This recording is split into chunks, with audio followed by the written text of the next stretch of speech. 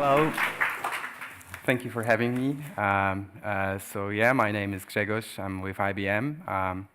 And I will try today to share some lessons learned and experience of what it takes to develop the bot.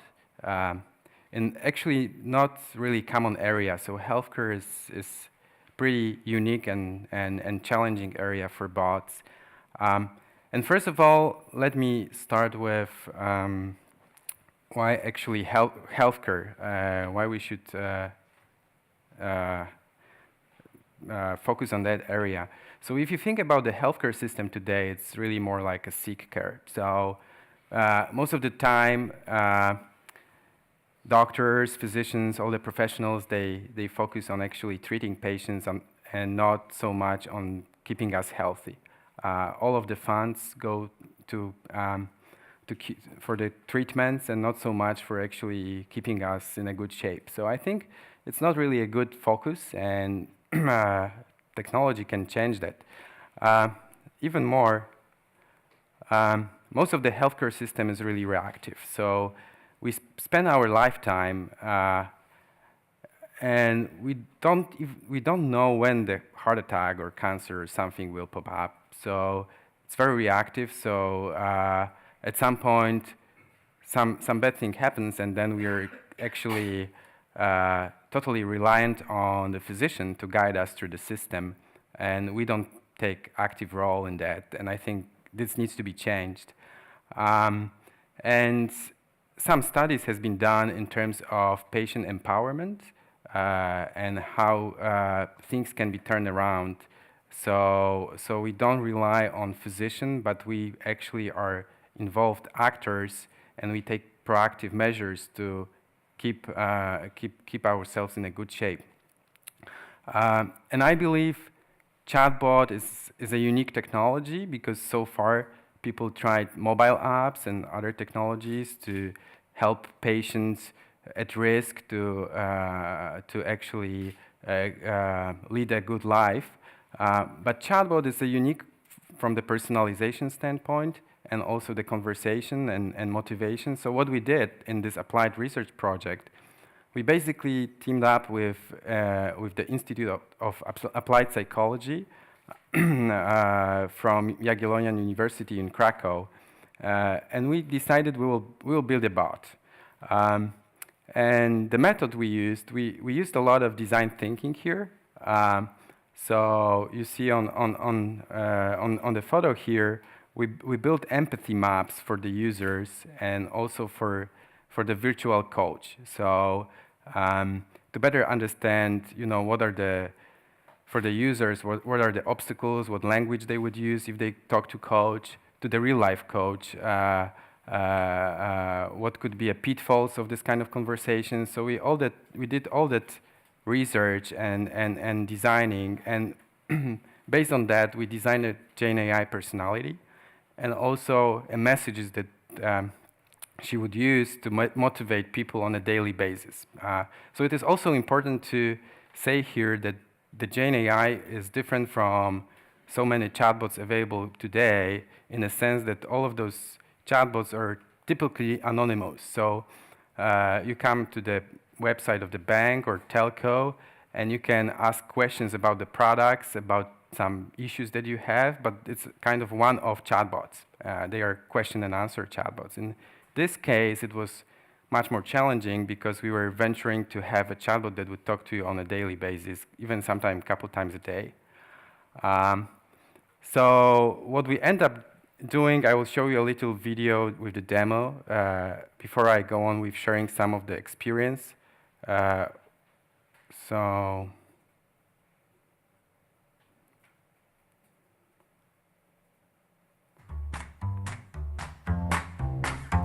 And basically I need to press the button get started to kick off the conversation.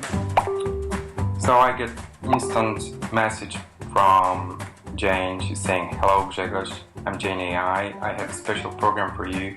At the beginning she's recommending 7 days challenge and asking if I want to try. So I say sure.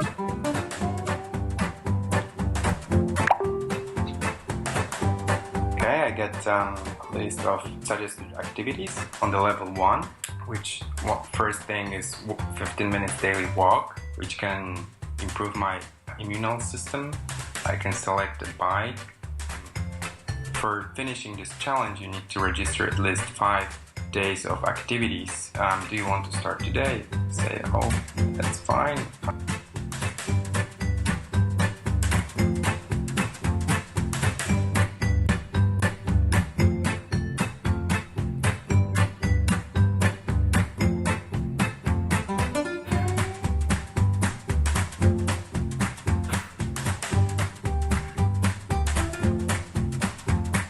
Grzesiek, aby utrzymać zdrowie, dobrze przejść kilka tysięcy kroków dziennie, uśmiechnięta buźka. Jak ci poszło dzisiaj?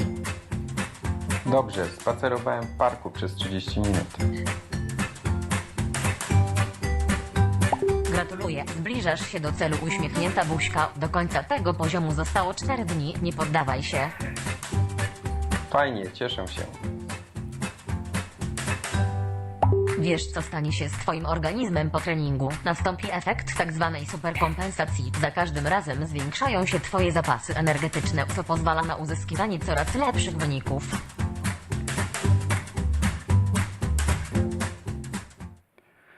So this was a short demo of what is the user experience, and since the students developed and designed a lot of the messages and they used a lot of concept from psychology theory and from social field, it was targeted back to students. So that way we had this effect that kind of end users felt like they talk to their peers. So the coach, the virtual coach, the AI was actually using the common language of the students in the Krakow area.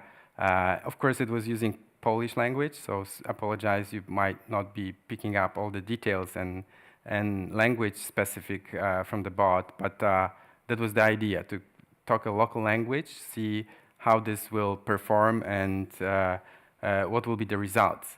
So in terms of methodology, after venturing the bot on Facebook, it was back in December last year, we also prepared a certain way of collecting data, measuring the outcomes.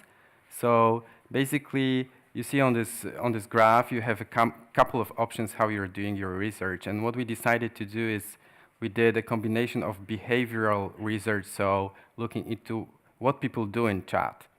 And we combined it with the attitudinal method, which is what people say. So we combined the survey. At the end of the 6-week program, we did also online survey to actually see what people say, and we kind of tried to combine the data we had from how they behaved in a conversation with what was the outcome attitude.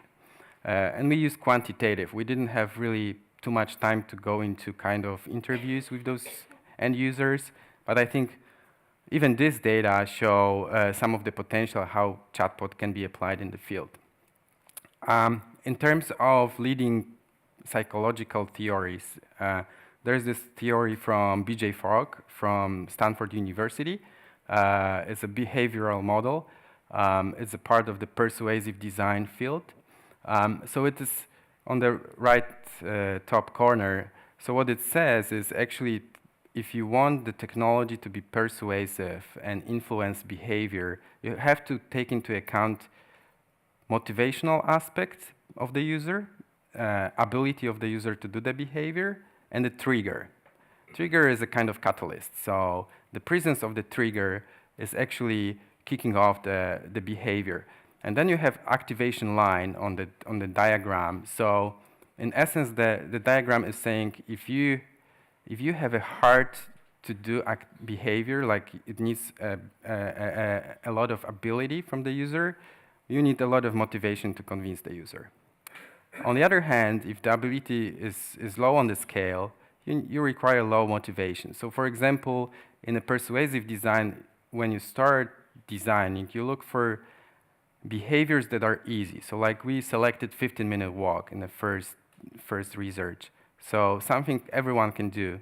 It's just a matter of motivation, essentially. And then the motivational waves, during the day, we have ups and downs. And it was critical for our bot to actually catch from the conversation what is your current motivational level and adjust with maybe with empathy or with some additional arguments to, if the motivation was too low, to actually raise it to the level where you accept from the bot to make a walk or plan the walk for the later time in the day. So that was the core concept, and we applied a few more. We also looked into other studies, like using persuasive design, but maybe for mobile applications, and we compared the results with one of the study was of the fitness app. How good the fitness app is comparing to the chatbot, to our chatbot, in terms of motivating for a better lifestyle. We also looked into things like innovation diffusion model, so in terms of constructing the surveys, what is the attitude of the users. We also look at the work of, since we are in Vienna, I'm mentioning it specifically, a local Austrian research institute for artificial intelligence is pretty strong in something which is called affective computing. And they did a lot of studies in terms of how different emotional profile of the chatbot, whether chatbot is polite or not polite, how it results in terms of emotional connection of the end user. So we look into some work that has been done already, and in terms of selected findings, what we found when the bot was up and running and talking on a daily basis to the end users. In the first test, which took 6 weeks from December 1st to the mid of January, we found that when the bot sent more than 1,000 triggers, triggers translating it into chatbot design are notifications. So in Messenger, chatbot can notify users depending on what the developer of the chatbot decides to do. So we decided that we will send daily triggers.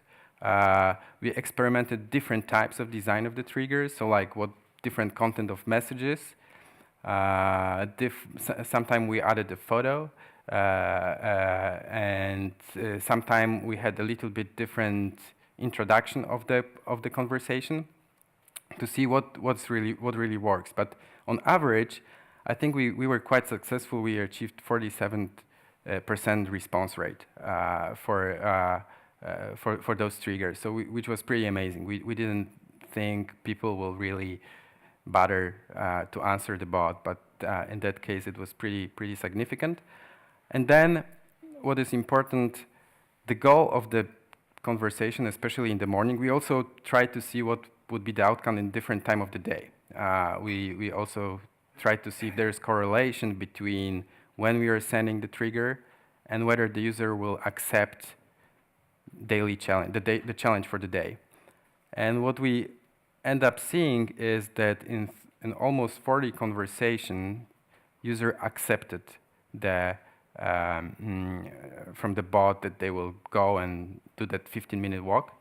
In 15%, they reported completion of the conversation, completion of the 15-minute walk. So again, I think it's quite good result. The diagram is showing how user attitude change with the number of conversations performed with the bot.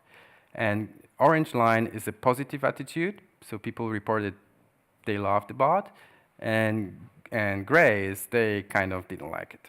So you see, there is a correlation when people talk to the bot more and more. You see, the two lines are kind of going. So it means that orange line, the attitude, positive attitude, is growing, and the negative is staying in the same. The acceleration rate is not so big, which is also a positive outcome. Some of the user quotes. So user recognized that this is a research project, so it's not like 100 functionality behind it. Was not a commercial project, so they said, okay, we see it's 15% maybe of the final functionality, but still the fact that students using empathy maps and design thinking design the messages, and messages are picked up depending on the user context, like mood, motivation, maybe some obstacles. They said they feel positive energy from the bot. And some other things is they like scientific tips on health topics. So our bot was also providing some scientific tips to make a good argument that it's worthwhile to invest in your health. In terms of building the chatbot, we decided to use in the cloud for wiring. We use something which is called Node-RED. It's a visual tool, open source tool, which allows you to put from the blocks to wire up the application. So what you see here is you see starting from the left. The first one is if you are familiar with Facebook Messenger bot development, the first component is like a webhook, so where the address from which the bot is picking up the message from the user. We translate information, we pick up what was the user, and then we look up the database, because in the database we have all the user profiles. So every time the user is talking to the bot, we can recognize if this is returning user, and we can fetch the profile and use it for reasoning. If it is a new user, then we typically pick up additional information from the Facebook API to collect like gender, localization, and so on. Then in the core, we have IBM Watson conversation. So this is the heart of the system where the rules and all the natural language understanding happens. And then as the outcome, we are formatting to the Facebook appropriate format the message, and we also update our database. So that's how it looks like. Here you have another view. Like what I wanted to highlight here is that context variables are key. So it's fine. We use natural language understanding to pick up intents and entities, but we also had like, I think, almost 30 different context variables that we tracked in every turn of the conversation to personalize, to use a rule engine that was picking up from predefined messages the right message.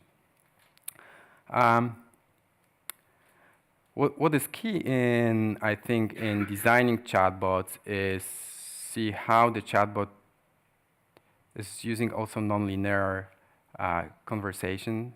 So it's more like a human-like.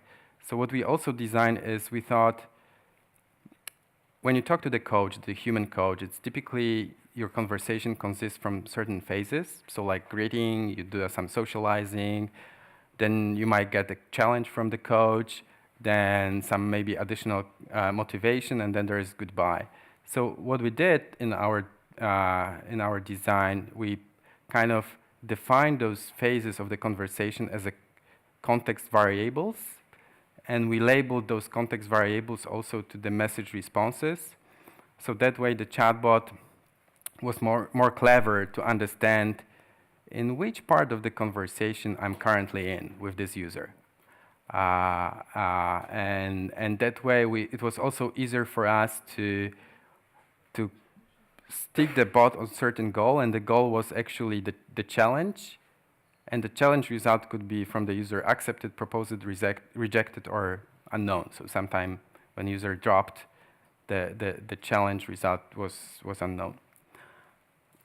Here is also an example of the JSON message out of the conversation API. So what you see, starting from the top, you see so okay, this is the example where the chatbot is asking, okay, Grzegorz, you achieved one activity so far. You're doing good. How about another set of exercise? And the user is responding, no, it's raining outside. So in the intents, you see we modeled excuses with the confidence level 0.9. And then in entities, we registered obstacles and the weather. So this is the input for the rule engine.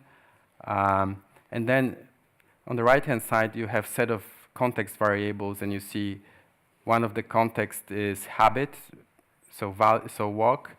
What phase of the conversation? So it's a question. What is the code of the trigger for that conversation? What is the current state of the challenge? And obstacles. So this is what I got. If you have any questions, I will be happy to answer.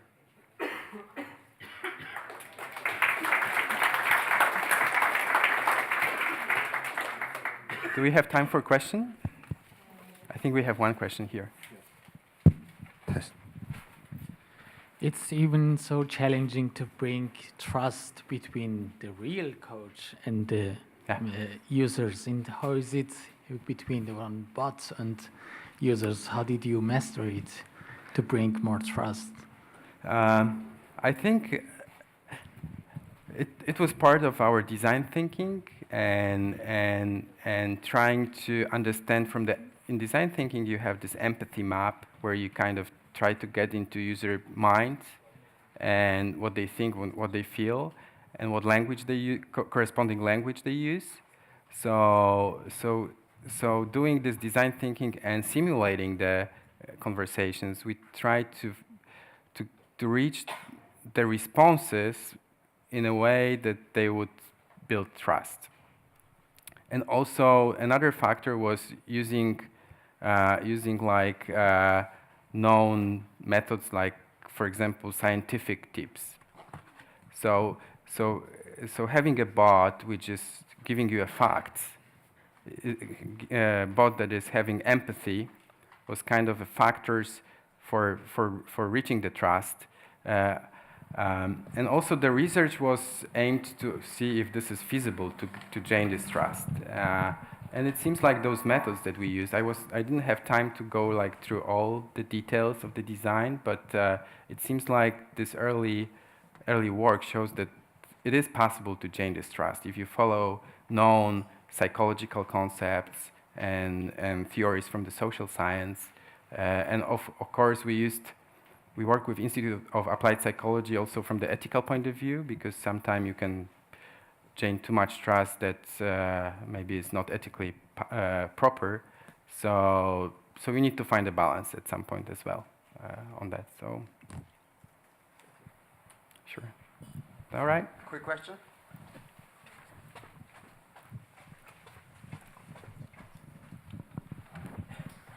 Short question to business. Do you see, I think it's currently a research project, correct? Mm-hmm. Yeah. And how do you see business coming out of this one? Is this more than people would subscribe to this chatbot? Or do you see more, it's a free service and in the back end there must be money-making processes? I think to many extent, at least early stages should be free, unless we get the ecosystem of institutions from the healthcare area which will give incentives to the people. It may be insurance company which will give you a discount because you're using this kind of app, and your insurance will go down after maybe 6 months of continuous demonstration of a given behavior.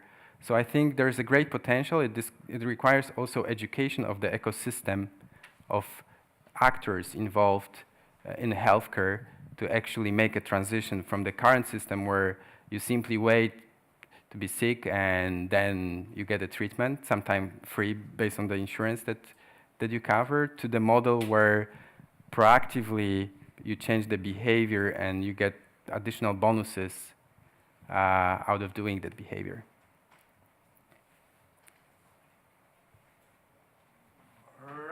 Then I would say it was very interesting. I learned a lot. Can I try it in English actually? Does it work? Is it Polish only at the moment? Still Polish, but we might also go into English at some point when we will grow the research. Well, once you do, let me know and we'll let everyone else know. So, Grzegorz, thank you very much. Thank you. Give it up for Grzegorz. Thank you. Thank you.